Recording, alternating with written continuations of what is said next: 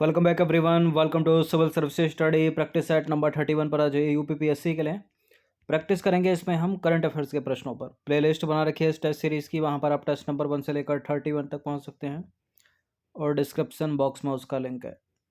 तो चलिए स्टार्ट करते हैं। तो क्वेश्चन नंबर 1 है, बौद्ध धर्म से संबंधित किस धार्मिक स्थल पर नवनिर्मित अंतर्राष्ट्रीय एयरपोर्ट का उद्घाटन 20 अक्टूबर 2021 को भारत के प्रधानमंत्री ने किया? बताइए। गोरखपुर के पास कुशीनगर में, ऑप्शन नंबर ए है इसका आंसर।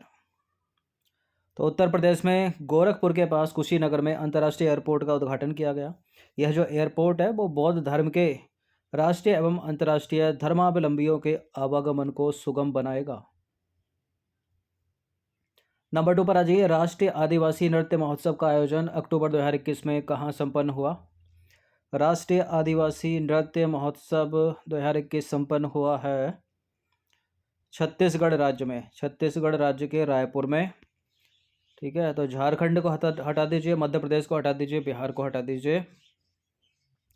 तो राष्ट्रीय आदिवासी नृत्य महोत्सव का आयोजन अक्टूबर 2021 में छत्तीसगढ़ की राजधानी रायपुर में हुआ। नंबर 13 पर आ जाइए, इंडियन प्रीमियर लीग के 14वें सत्र में किस टीम ने विजय प्राप्त की है?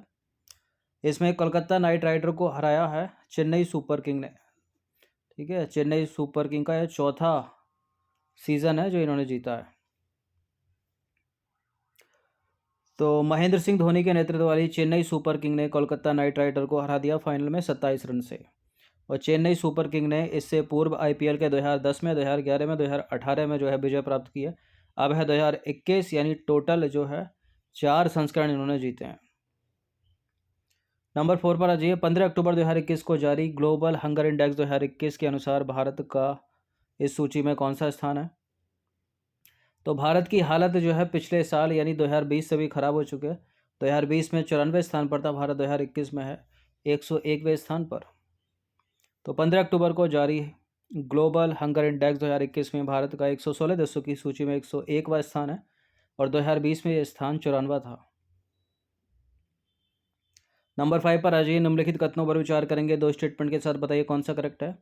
साहित्य के लिए 2021 का नोबेल पुरस्कार अब्दुल रज़ाक गुरनाह को प्रदान करने की घोषणा अक्टूबर 2021 में की गई। और अब्दुल रज़ाक गुरनाह का जो संबंध है वो अफ्रीका से है, अफ्रीका के जंजीबार से।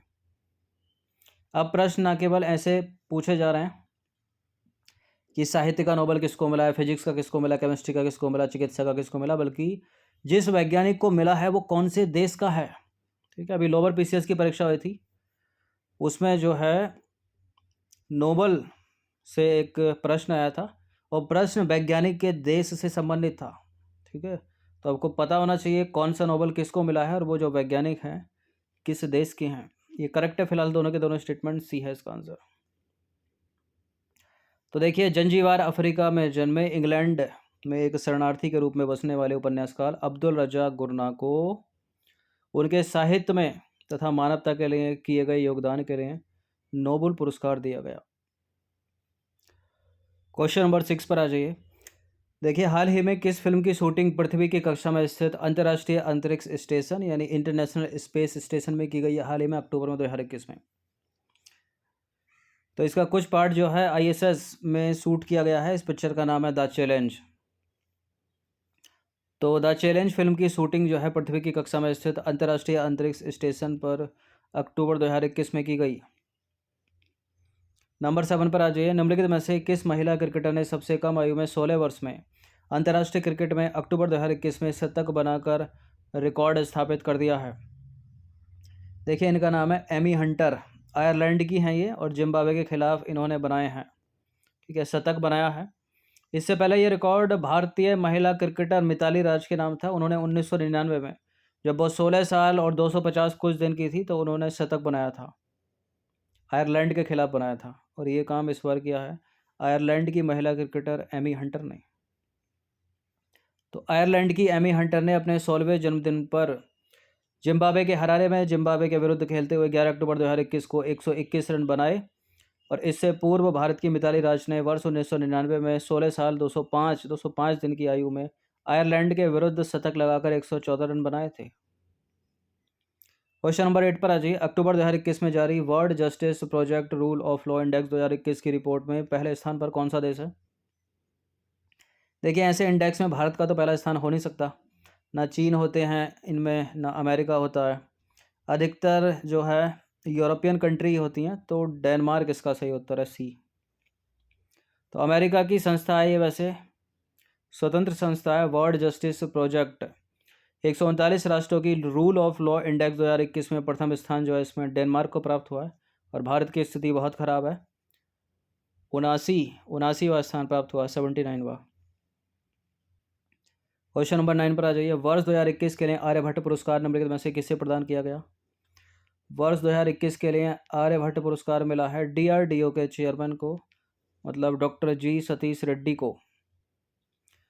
तो एस्ट्रोनॉमिकल सोसाइटी ऑफ इंडिया ने भारत के रक्षा अनुसंधान और विकास संगठन DRDO के अध्यक्ष डॉक्टर जी सतीश रेड्डी को वर्ष 2021 के अपने आर्यभट्ट पुरस्कार से अक्टूबर 2021 में सम्मानित किया। उन्हें यह पुरस्कार भारत में अंतरिक्ष क्षेत्र में उनके आजीवन योगदान के लिए दिया गया है। 10वां प्रश्न है, निम्नलिखित में से देखिए, भारत की किस भाषा की फिल्म को 94 ऑस्कर पुरस्कार 2022 में आधिकारिक प्रविष्टि मिली है? कौन सी फिल्म है ये, मतलब किस भाषा की फिल्म है? हिंदी भाषा की नहीं है, मराठी की नहीं है, तेलुगु की नहीं है, तमिल की है ये, ठीक है। तो इस फिल्म का नाम है कुंजुगल और इसके निर्देशक हैं PS विनोद राज। वर्ष 2022 के ऑस्कर पुरस्कारों हेतु भारत की आधिकारिक प्रविष्टि इस फिल्म को मिली है।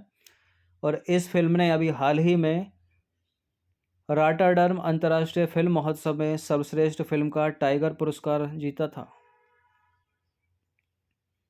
11वां प्रश्न, सितंबर 2021 में किस देश ने रेथियोन हाइपरसोनिक हथियार का सफलतापूर्वक परीक्षण किया है? इसका किसने किया है? USA ने किया है, संयुक्त राज्य अमेरिका ने। तो अमेरिका ने सितंबर 2021 में रेथियोन हाइपरसोनिक हथियार का सफलतापूर्वक परीक्षण किया। नंबर 12 पर आ जाइए। जुडीमा राइस वाइन का संबंध निम्नलिखित में से किस राज्य से है? जुडीमा राइस वाइन को हाल ही में जो है GI टैग मिला है, जोग्राफिकल इंडिकेशन टैग मिला है, 10 वर्ष के लिए मान्य होता है ये। और ये मिला है, असम की है ये जुडीमा राइस वाइन। तो जुडीमा राइस वाइन का संबंध असम राज्य से है। इसे सितंबर 2021 में GI टैग प्रदान किया गया। एक चर्चित पुस्तक है द फ्रैक्चर्ड हिमालय, किसने लिखी है ये? द फ्रैक्चर्ड हिमालय के लेखक या लेखिका कौन है? निरुपमा राव। तो द फ्रैक्चर्ड हिमालय नामक पुस्तक जो है निरुपमा राव से संबंधित है। इस पुस्तक का पूरा नाम क्या है? The fractured Himalaya how the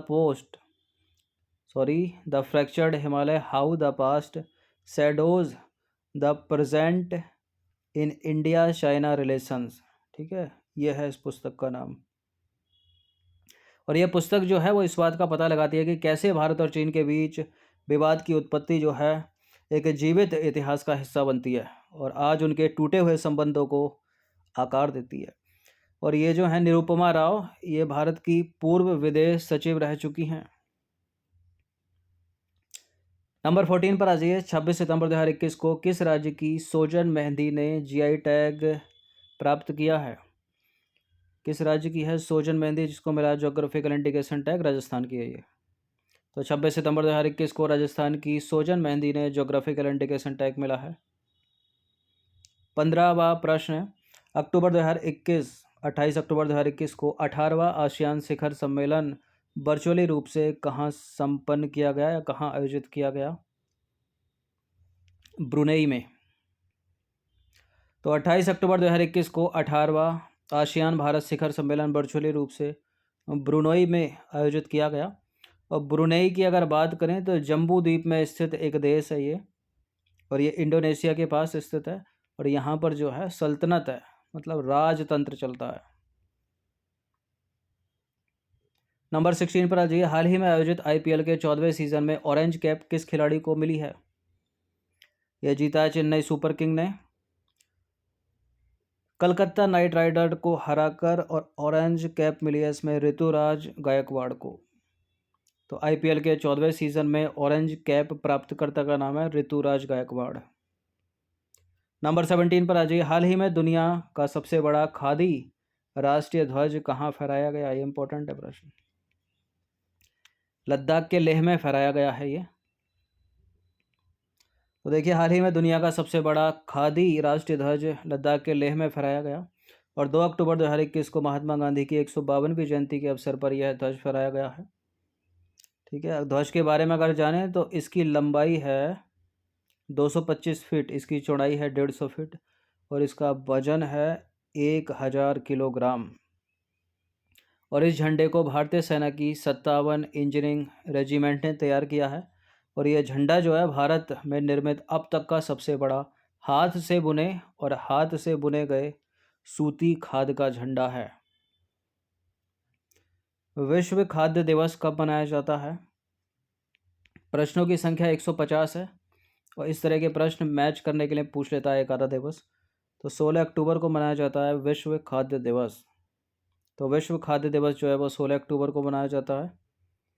number 19 पर आ जाइए। हाल ही में उपराष्ट्रपति द्वारा 22वां लाल बहादुर शास्त्री राष्ट्रीय पुरस्कार किसे प्रदान किया गया? डॉक्टर मंजू शर्मा, सुधा मूर्ति, प्रणय राय या डॉक्टर रणदीप गुलेरिया? इन्हीं को मिला है तो मंजू शर्मा को हटा दीजिए, सुधा मूर्ति को हटा दीजिए। इनका नाम है क्या? इनका नाम है डॉक्टर रणदीप गुलेरिया। एम्स के डायरेक्टर हैं वर्तमान में। इनको आपने देखा होगा 2020 और 21 में कोविड के बारे में जो है दिशा निर्देश देते हुए न्यूज़ चैनल पर देखा होगा, यूट्यूब पर देखा होगा, ठीक है, न्यूज़पेपर में देखा होगा।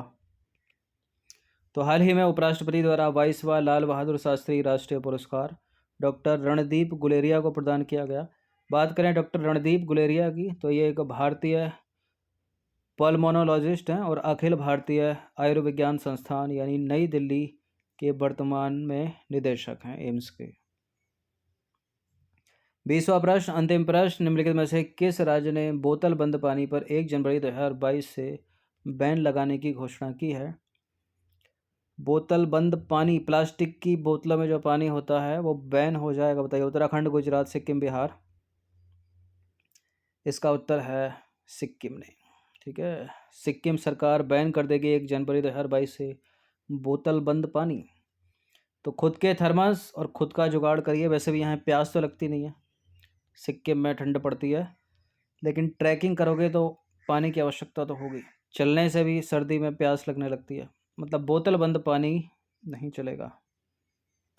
तो सिक्किम ने 1 जनवरी 2022 से बोतल बंद पानी पर बैन लगाने की घोषणा की है। और ऐसा क्यों किया गया है? प्लास्टिक के इस्तेमाल के खिलाफ, ठीक है, बड़ी पहल की है सिक्किम ने। और 1 जनवरी 2022 से राज्य में बोतल बंद पानी यानी प्लास्टिक बॉटल्ड वाटर जो है वो बैन लग जाएगा और लोग जो है पानी के लिए खुद के थर्मस या दूसरे साधनों का इंतजाम कर लें। चलिए, लोकल तो कर ही लेते हैं, बाहर का जैसे जो टूरिस्ट जाता है उसी के लिए थोड़ी बहुत दिक्कत मतलब पड़ जाती है। तो 20 प्रश्न थे करंट से रिलेटेड, इनकी प्रैक्टिस एक बार कर लीजिएगा। जितने भी स्टूडेंट यूकेपीएससी वाले हैं और कोई फॉर्म भरना चाहता है उत्तराखंड पीसीएस की प्रारंभिक परीक्षा के लिए, वो जो है आवेदन कर सकता है। 28 दिसंबर उसकी लास्ट डेट है अभी भी। धन्यवाद।